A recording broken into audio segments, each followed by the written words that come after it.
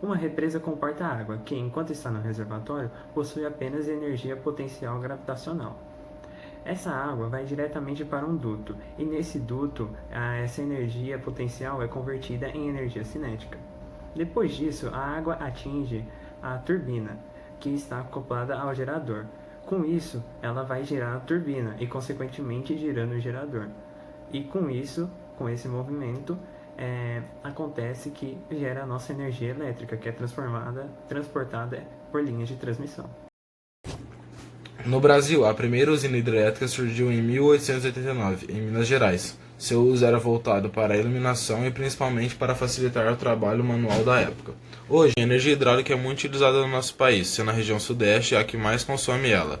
Nosso país é o maior produtor da energia hidráulica no mundo e, consequentemente, é a que mais consumimos, né? Cerca de 90% de toda a energia do país vem das usinas hidrelétricas. Sobre as usinas hidrelétricas e onde as maiores sedes se localizam em todo o mundo.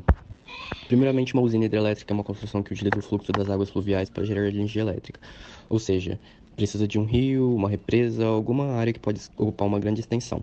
Com isso, a água acumulada exerce certa pressão e, ao passar pelas turbinas, proporciona a movimentação do gerador responsável por transformar energia mecânica em elétrica. Em 10º lugar, a gente tem a usina La Grande, que ela fica no Canadá, e ela tem um fluxo de 5.328 unidades de potência, e os estudantes indicam que daqui a alguns anos essa provavelmente vai ser uma das maiores indústrias hidrelétricas do mundo. Em 9º lugar, tem uma que também fica no Canadá, que é Churchill Falls. Ela foi construída no início dos anos 70 e é a maior do Canadá. Ela tem 5.428 unidades de potência. Depois, por 8º lugar, a gente tem a Rússia. A Rússia é um país com um dos maiores potencial de hidrelétrico do planeta. Ela não podia faltar nessa lista. A usina Krasnoyarsk tem 6.000 unidades de potência. Em 7º lugar, também temos outra da Rússia, Sayano-Shushenskaya. Ela é a maior da Rússia e ela tem 6.400 unidades de potência. Depois, passando para os Estados Unidos, em sexto lugar, Grand Coulee é uma usina dos Estados Unidos e ela é uma das mais famosas do mundo, em razão de tamanho, bagagem, largura, enfim. E ela tem 6.494 unidades de potência. Em 5º lugar, temos a Tucuruí 1 e 2 no Brasil. Ela é localizada logo no Rio Tocantins e ela tem 8.370 unidades de potência. Em 2008, a usina Tucuruí passou a reforma que dobraram a sua capacidade, alcançando os 8.370 atual. Em 4º lugar, temos a Buri, na Venezuela. Ela é dominada por Central da Hidrelétrica Simão Bolívar, que está localizada no Rio Caroni, e a construção foi em 1986. Ela tem 10.200 unidades de potência. Em 3º lugar, também temos outra do Brasil, chama Belo Monte. Ela tem 11.233 unidades de potência. E ela vem chamando a atenção pela sua polêmica em torno de construção pelos seguidos protestos de grupos militantes de organizações ambientais, que lutam pela paralisação das obras. Em 2º lugar, temos outra do Brasil, a terceira já da lista, que ela chama a usina de Itaipu. Em 2012, até 2012, ela era a maior do mundo. Mas uma outra passou ela e já vamos saber o porquê. Bom, como eu disse, a empresa da usina de Itaipu é a segunda maior do Brasil. Ela foi passada pela usina de Três Gargantas da China, que tem 18.200 unidades de potência.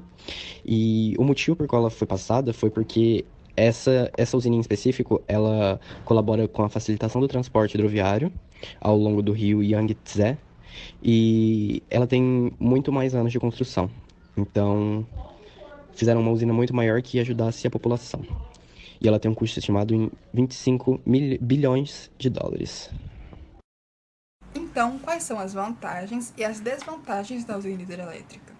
Bom, a água é uma fonte limpa e renovável, então seu custo é nulo.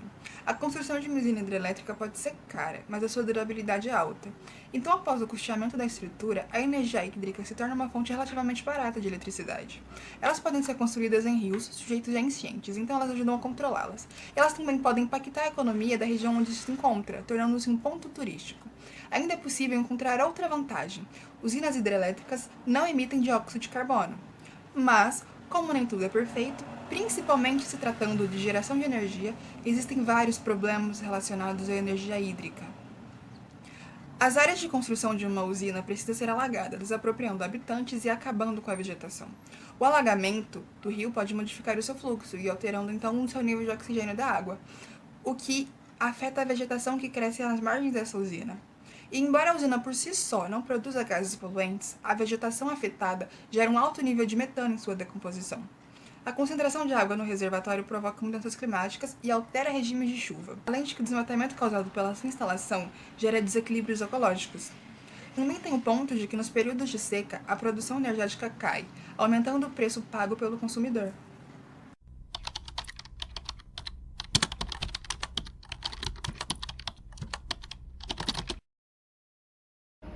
Sim. Não. Sim. Não. Segundo o site Itaipu Nacional, toda geração hidrelétrica é renovável e merecedora de apoio internacional. Essa ideia foi elaborada após representantes de mais de 170 países chegarem a um consenso na Conferência da Cúpula Mundial sobre Desenvolvimento Sustentável em Joanesburgo, em 2002, e no Terceiro Fórum Mundial da Água em Kyoto, 2003. Entretanto, o site O Globo afirma que em 10 anos, hidrelétricas perderão espaço para a geração de energia solar e eólica. Apesar do país ter um amplo potencial para gerar energia elétrica, a maior parte dessa capacidade está em terras indígenas e em unidades de conservação, onde hoje não é permitido construir usinas hidrelétricas. A previsão do governo é que as usinas hidrelétricas deixem de responder por 88% da capacidade do país em gerar energia e passem a ser responsável por 42%. Existe uma série de vantagens e desvantagens na construção de uma usina hidrelétrica. Dessa forma, cabe ao governo e à população do país pesar os pontos positivos e negativos para avaliar a necessidade de expansão desse tipo de política de energia.